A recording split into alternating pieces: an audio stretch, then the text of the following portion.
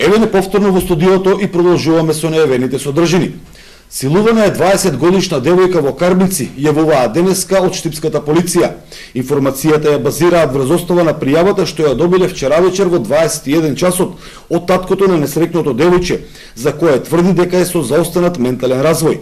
Според 44 годишниот загрижен родител, немилиот настан се случил сред дебел ден, нешто по 13 часот вчера попладне, на локација позната на полицијата. Сторителот, велат надлежните, бил со пообемно полициско досие.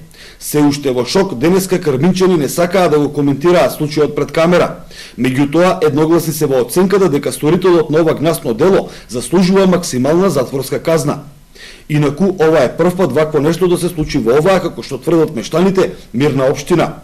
Од полицијата само информацијата дека ги превземаат неопходните мерки за комплетирање на случајот. Во меѓувреме, како што дознаваме од полициски извори, силувачот се уште не е достапен на истражните органи.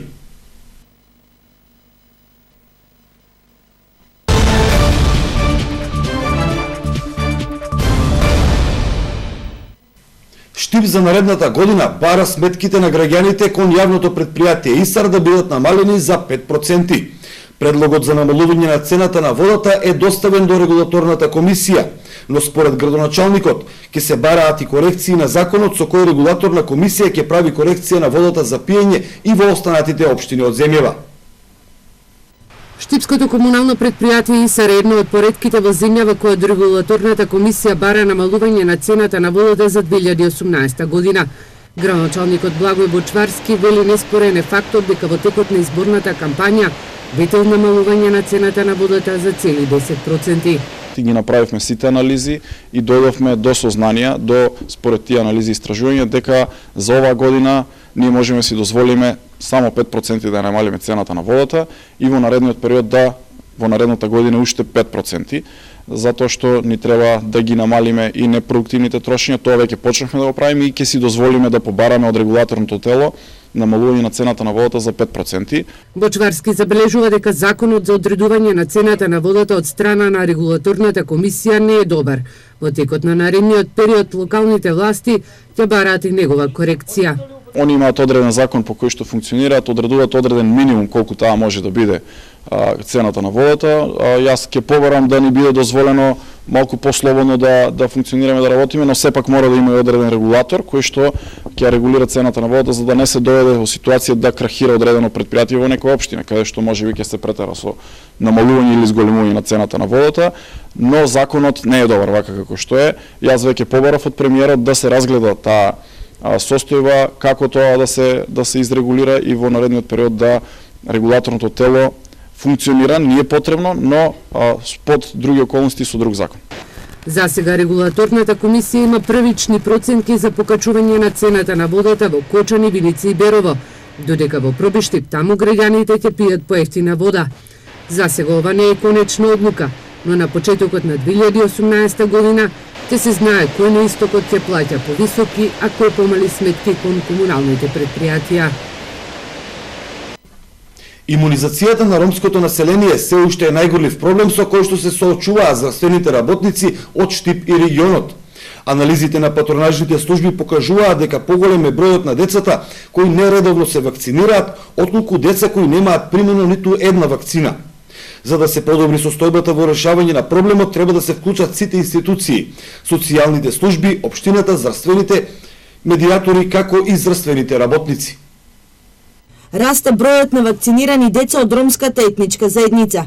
Законот со кој се овозможува финансиска помош за трето дете, а наложува истото да биде вакцинирано, е причина за зголемување на процентот. За само 4 месеци, односно од септември до сега, вакцинирани се 40 на деца од ромската заедница.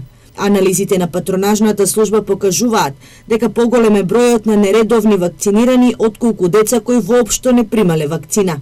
Како причина за нередовната вакцина, родителите ги навеле заминувањата во странство, промена место на живење или едноставно заборавиле дека нивното дете треба да прима вакцина.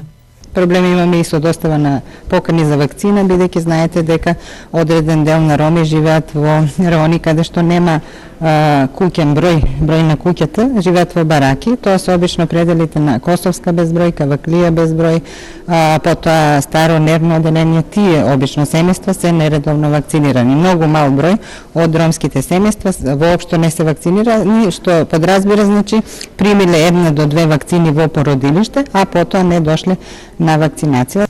Слабата имунизација на децата од предшколска и школска возраст може да предизвика ширење на разни заболувања. Покрај здравствените работници, за подигање на свеста треба да се ангажираат и останатите служби. За подобра вакцинација на сите деца, па и на децата роми, е потребен еден мултидисциплинарен пристап, значи да се направи план кои се тие дечиња, кои се причините, зошто не се вакцинирани, значи да се вклучи не само здравствениот сектор, туку сите сектори кои што се во заедницата, како што се ромските здравствени медијатори, општината, на територијата каде што живеат, здравствените служби, социјалните служби, пошироко ниво на соработка, за да се откријат причините. За да се зголеми бројот на имунизирани деца, здравствените работници во соработка со општината на неколку пати организираа акции, односно беа поставени пунктови на улицата Косовска. За жал, акциите не го дадоа очекуваниот резултат.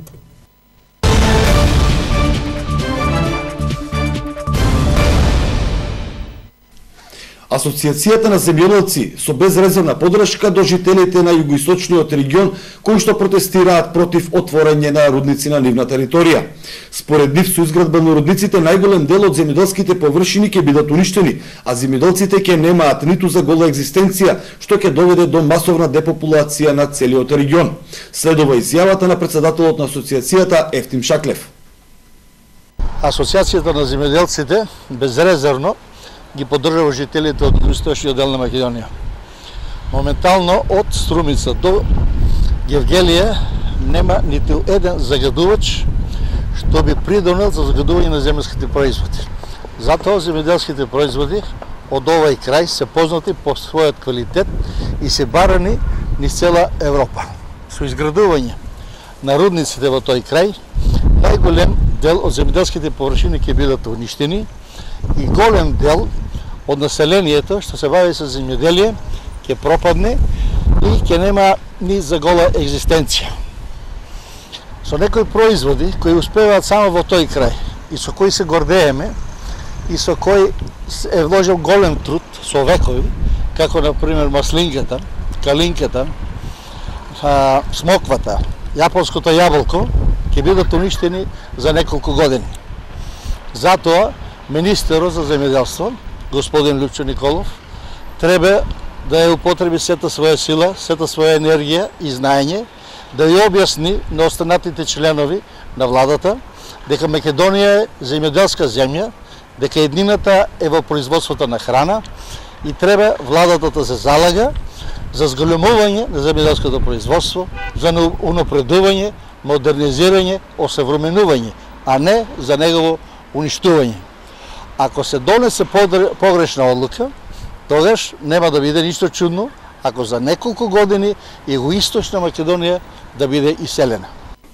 Остануваме на тема земјоделие. Реонизација, консолидација, формирање на кооперативи се приоритетни проекти кои треба да ја променат сликата на македонскиот аграр.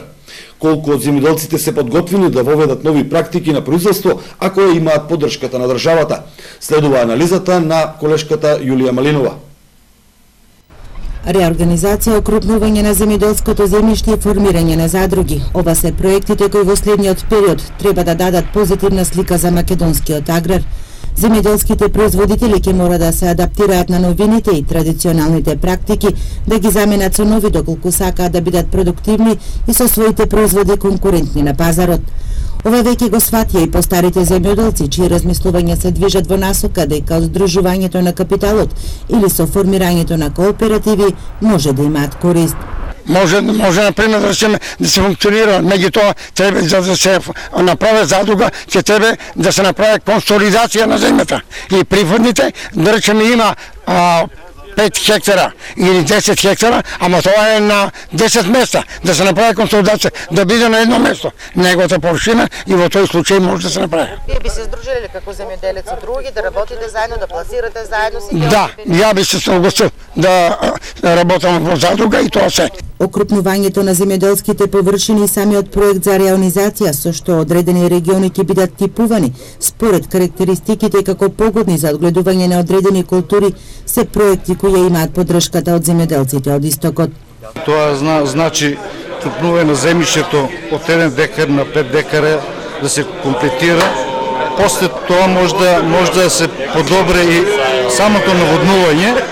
Тоа наводнување значи дека може до секоја парцела, секој ќе добие вода за наводнување, патишта, тоа е се, мислам дека бесплатно во овој пилот проект. Што добиваат земјоделците со консолидацијата? Експертите велат подобри услови за обработка, поекономична и инфраструктура.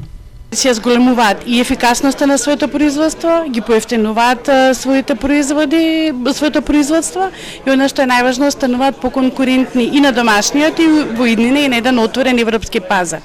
Дополнително, консолидацијата, значи постапките на укрупнување, бидејќи не се грижат само за собствениците на земјиште, туку и за пошироката локална заедница, најчесто се препратени со интервенции во инфраструктурата. Така да тие подрачја кои ќе влезат во постапката на укрупнување, очекуваме дека ќе добијат и определени интервенции во дали е систем за наводнување или патчиња кои се потребни за влез во нивите, зависно нели од секоја локација каква потреба има. Најголем проблем кој сега ги кочи земјоделците е распределбата на државното земјоделско земјиште. Министерството за земјоделство најави ревизија на договорите за закуп. Земјата на закупците кои не се придржувале кон договорите, а земале субвенции, ќе им биде одземена. Општина Зрновци во тековната година со пари од Бирото за рамноберен регионален развој ја реализираше првата фаза од проектот изградба на етнопарк и музеј. Но овој проект не влезе во приоритетните за наредната година, па сега локалната власт треба да бара нови фондови за дореализација на овој објект, кој што треба да представува вистинска туристичка атракција. Заврши изградбата на првата фаза од етнопаркот во општина Зрновци. Градоначалникот Блаже Станков вели дека веќе е поставена урбаната опрема, осветлувањето, пешачките патики и капијата. Треба да следи и втората фаза, која ќе биде вистинска атракција за туристите. Значи, во втората фаза е предвидено изградба на етно куќа, етно амбар, во која што ќе бидат изложени експонати, меѓутоа исто така, значи, имаме експонати на отворена, тука се мисли пред се на сите оние орудија за работа кои што ги користеле нашите предци. Значи, предвидено да има 2 запрежни конски коли, 2 запрежни воловски коли, една чеза и сите останати, значи, оние пропратни елементи со кои се служиле нашите предци при секојдневното обавување на своите работи. Но втората фаза од изградбата на етнопаркот и музеот во Зрновци не влезе во приоритетните проекти за добивање на пари од Бирото за рамномерен регионален развој. Останува градоначалникот да бара средства од другите министерства или фондови за да го заврши овој проект.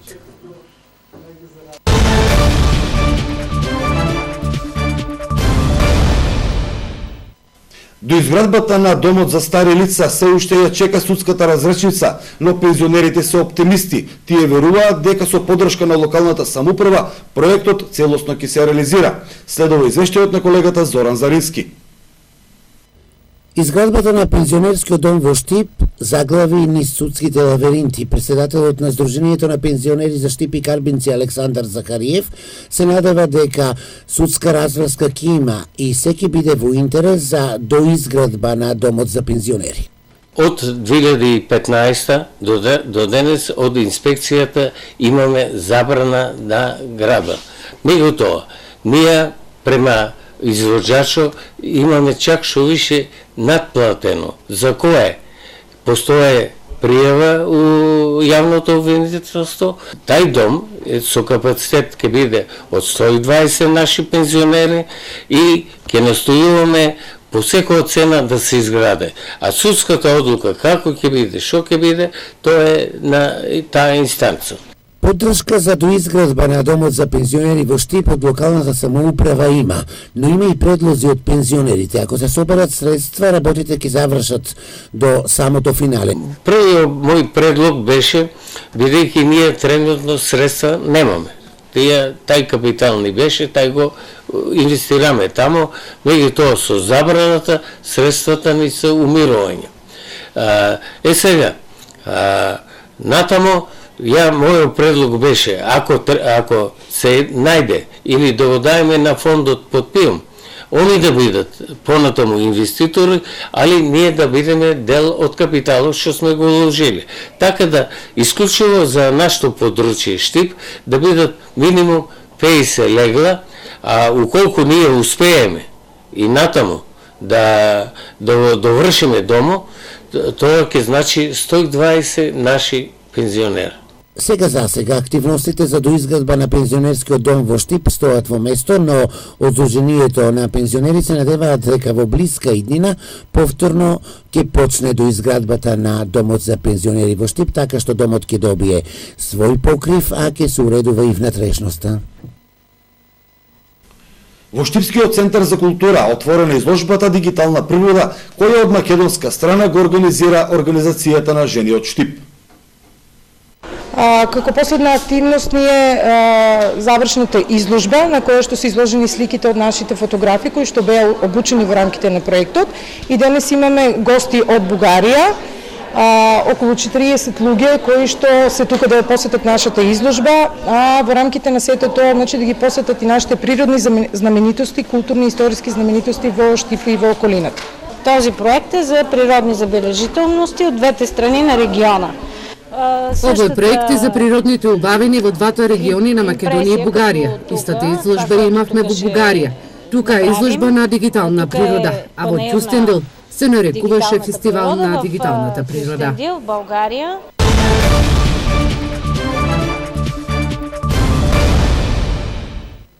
И полека стигнавме до информациите од спортот. Фудбалскиот клуб Брегалница од Штип во пролетниот дел со ново раководство. Новите имиња на раководството и новиот тренерски кадар ќе се знаат по одржување на годишното собрание во понеделник. Следува извештајот на спортскиот новинар Драги Герасимов. Новите промени во структурата на градот Штип ќе донесат освежување и во фудбалски Штип, потоци во фудбалскиот клуб Брегалница. По завршувањето на есенскиот дел во втората македонска фудбалска лига група Исток се направи анализа на постигнатото и се готви план за понатамошната перспектива на клубот. За таа цел, според информацијата од претседателот на Комисијата за спорт Елмир Мандак, во понеделник ќе се одржи годишно собрание на клубот, на која единствена точка на дневниот ред ќе биде избор на ново раководство на клубот и нов стручен штаб. За тоа кои ќе бидат новите членови луѓе на Брегалница, како и за тоа кој ќе го представува тренерскиот кадар во тршијата, веќе се спекулира со повеќе имиња, но Елмир Мандак е дециден и вели дека се ќе се знае и ќе се даде на увид на јавноста во понеделник 11 декември. Ова беше и последната содржина што информативната редакција ја подготви за денес. Останете и понатаму со нашата програма, а од мене пријатна ноќ и довидување.